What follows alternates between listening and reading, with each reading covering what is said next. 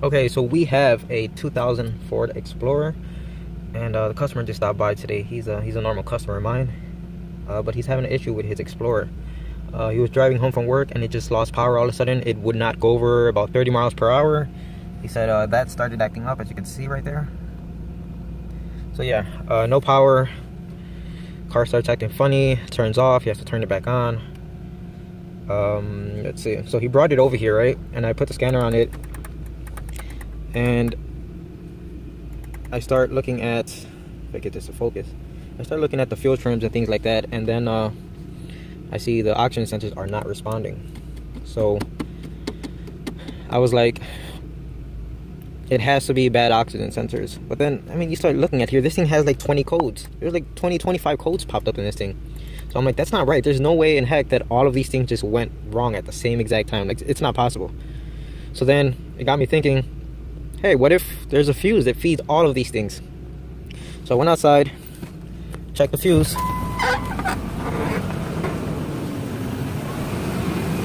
Now I have my little jumper in here, but I checked this fuse right here and it was blown. Okay, so I popped a new one in. It's a 15 amp. I popped it in. I reset the codes, turned the car on, took it for a test drive, but it wasn't acting any different. It was exactly the same. So we came back to the garage. I opened this up and look at the fuse box, and again, the 15 amp is blown. I'm like, all right, so that's when I put this thing on here, because I want to see when it blows. So I put this on here, and by the way, this red light lights up whenever the fuse blows, okay? And I noticed that even without starting the car, it blows the fuse. So just by powering it on, boom, blown fuse. So I started looking at the fuse here, and it's fuse, it says Mini 13. So I go on Google, start doing some research, see what feeds Mini 13.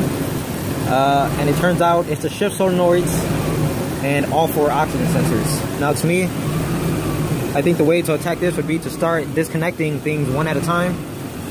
And let's see if, you know, if we got something disconnected, bro, you can really hear the engine, how it's like stumbling over itself. But, okay, so I figure if we start disconnecting the oxygen sensors one at a time, and if the problem goes away, we're no longer blowing a fuse if we disconnect one of the oxygen sensors, then that's gotta be our problem, right? So, let's go underneath the car and start looking at these oxygen sensors. Okay, and trust me, I really don't want to be underneath this car right now. It's winter, it's snowing outside, super cold. The car's full of snow, and as you can see, it's going to be dripping on me. My mat's already all wet. But let's go under here.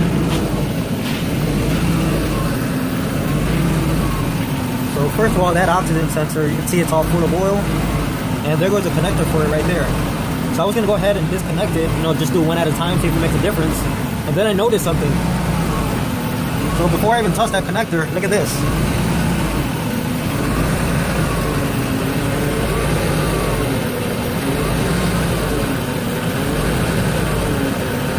Yep.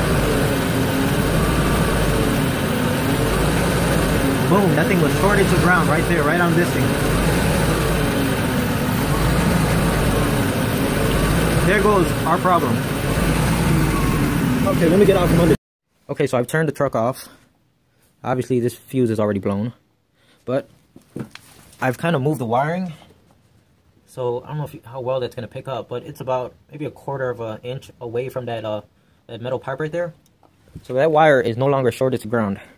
What I'm going to do now is replace this fuse right here. And remember, the fuse was blowing the second we put the key in the on position. So if that harness down there that was shorted to ground was our only problem, when we put the key in the on position, this fuse should not blow. So basically, we should not see a red light right here. Okay, so it's the moment of truth. I'm going to go ahead and put the key in so I could find a hole. All right, I'm going to go ahead and turn this to the on position. And so far, the fuse did not blow. So, yep, I'm gonna go ahead and start the vehicle now, and let's keep an eye on this. But that's already a good sign.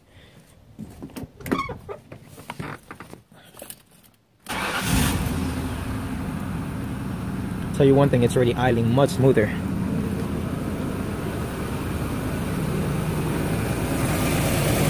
And there we go.